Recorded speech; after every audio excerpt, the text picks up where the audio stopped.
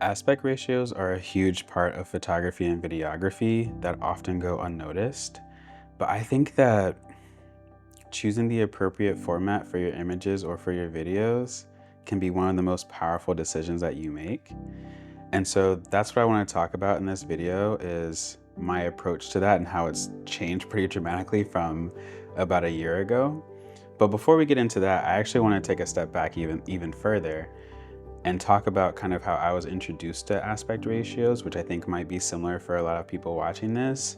The 4:3 tube TVs that I used to watch like Cartoon Network on, that is what I think about when I think about the 4:3 aspect ratio. And now when I try to watch those shows, or even when I try to play my Nintendo 64 on a flat screen or a widescreen TV, that 16:9 aspect ratio, I get those two black bars on either side. And part of that just feels really good. It just feels right. And I think that's the first superpower of aspect ratios, is that they can be nostalgic, or they have the power to evoke emotion in that way. But then on the flip side, whenever I do watch content that fills the screen perfectly, I think it allows for an extra level of immersion. And that's also really powerful, especially in today's age where distractions are everywhere.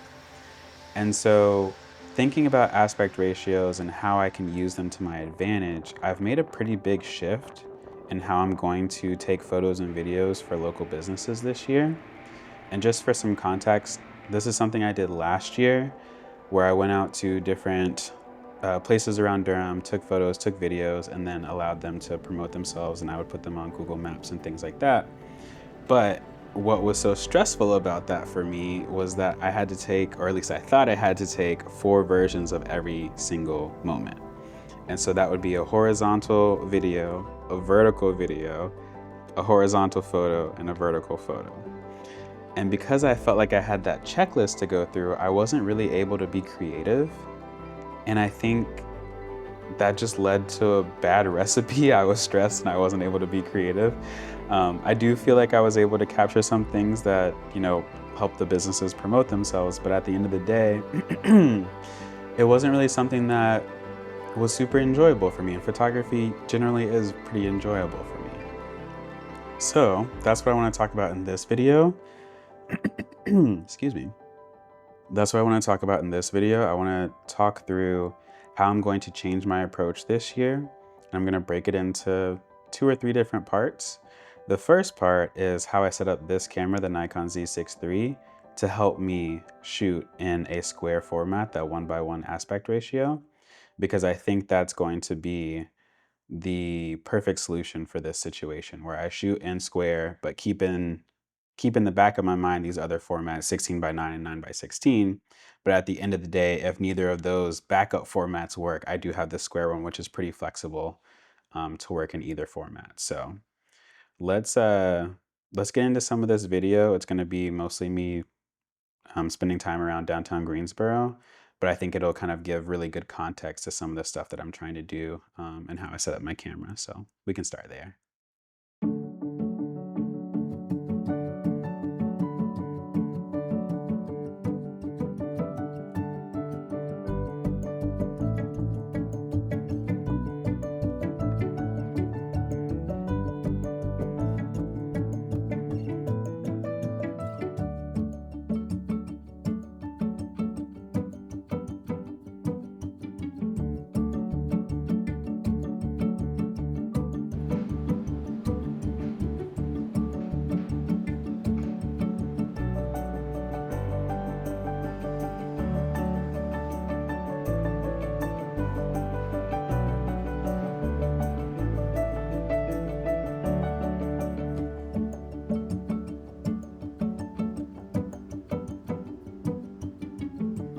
So let's talk about camera setup a little bit.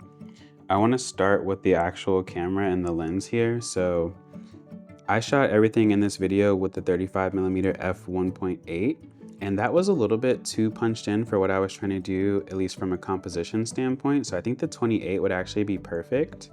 But either way, I think that this magnetic filter set is going to be my best friend. So I bought it last year and it's huge for me, because whenever I use variable ND filters, I often forget that they are on when I switch to photo mode. And so this gives me like a physical kind of tactile change whenever I'm switching between those two things, which I quite enjoy.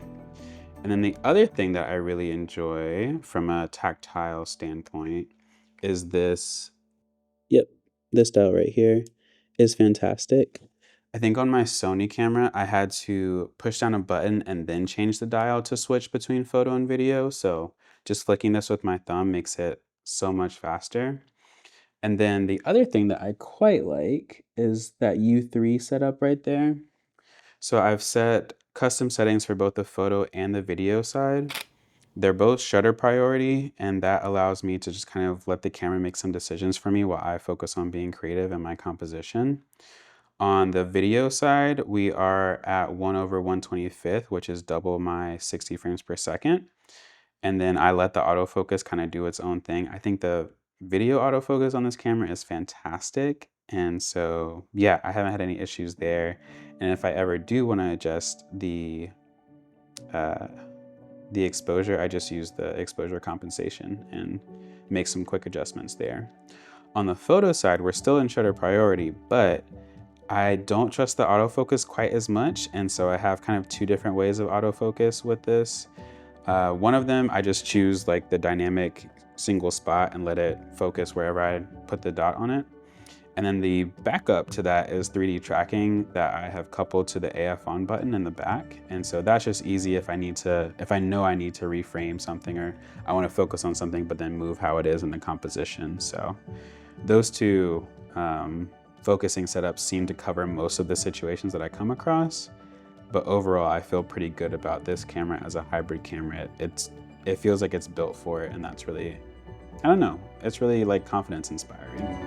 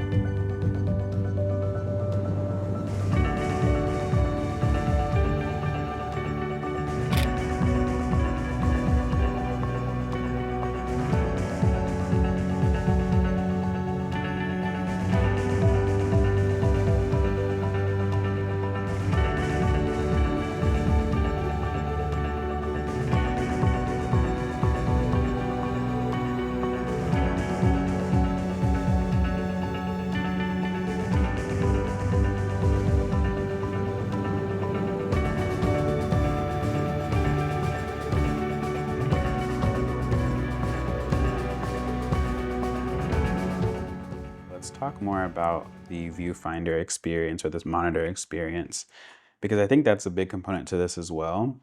So really what I've done here is set up some framing for myself that allows me to see in 16:9, 1:1, and 9:16, kind of. And so the kind of there is that I don't actually put the frame lines for 9:16. And the reason for that is that I've kind of eyeballed it and seen that if you use half of the 1:1, you're kind of getting that 9:16 or that vertical aspect ratio. And I think I mentioned this earlier in the video, but I'm thinking right now that my priority is to capture good composition, good photos, good videos in that square aspect ratio. If I happen to get good composition in the 16:9 and the 9:16, fantastic. But at the end of the day, I want to know that I'm at least covered with the square, because I think the resolution of this camera will allow me to punch in and be pretty flexible there. So that's just something that I've kind of been keeping in mind as I've been taking these videos and taking these photos. And sometimes it works, sometimes it doesn't. I think there's still some kind of learning to be done here, but so far I am pretty impressed with how easy it is to kind of focus on a square, but then get good photos in either of the other two aspect ratios. So yeah, setting those frame lines was super helpful. And I think, as I mentioned earlier, too, I think these frame lines with a 28 millimeter or even maybe a 24 millimeter, it would probably be pretty easy to nail all three aspect ratios at one time. So, yeah, pretty pleased so far.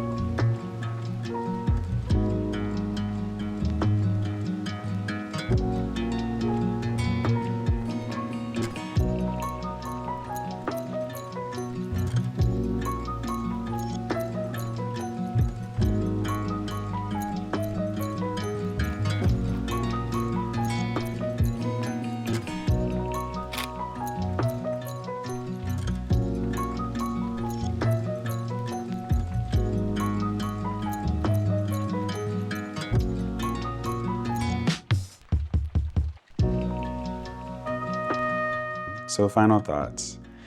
Do I think that 1:1 is the aspect ratio to rule them all for professional, business, and local event coverage? I think the answer is yes, especially right now. I'm really enjoying this. It allows me to be creative in a space where I previously was constrained. It makes a lot more, I don't know, a lot more sense from a workflow standpoint. And I also think that if this camera was open gate, meaning that I had the full height and width of the sensor, then even more so I would want to record in square or whatever the native format of the sensor was, because it just makes things a lot easier. I don't think it really changes much for me from a personal standpoint. I'm not sure if I could see myself shooting in square when I'm shooting for fun. But I do kind of like the idea of going on a trip and just recording and taking photos in one specific aspect ratio and knowing that I could enjoy it on whatever device I look at it on later. So that could be pretty powerful. And I think with this camera in particular, I might even change the format from 4K to 6K, because that would just give me more flexibility in post if I need to punch in or kind of zoom or, do whatever I need to do. So yeah, I don't know. I think I've I think I've found something here that works for me. I think the experiment was worth it. I'm surprised I didn't try the 1:1 aspect ratio sooner. But I think sometimes when you're just churning out deliverables, it can be hard to take a step back and think, okay, what's actually the best way for me to optimize this workflow? So I'm glad that I was able to have a little bit of time off to think through that. And I think also getting new gear kind of, at least for me, whenever I get something, I try to start from scratch. And I think that also helped me kind of realize some of the potential of this camera with the frame lines and the ease of switching between photo and video and some of these other things. So yeah, overall, I'm really pleased. I think that I'm gonna continue to give it a shot and see how it turns out. This is just the 16:9 video. I'm gonna chop it up and make it square and vertical as well. So if you're curious, you can check those out. But yeah, let me know if you have any favorite aspect ratios or if you have any tips and tricks in terms of shooting hybrid or shooting one thing and being able to crop it and chop it in different ways, because I would love to hear. I think there's a lot more experimenting I can do here with all these nuances between photo and video and vertical and horizontal. So yeah, hope you enjoyed. Hope you maybe got something from this video, and I'll catch you in the next one.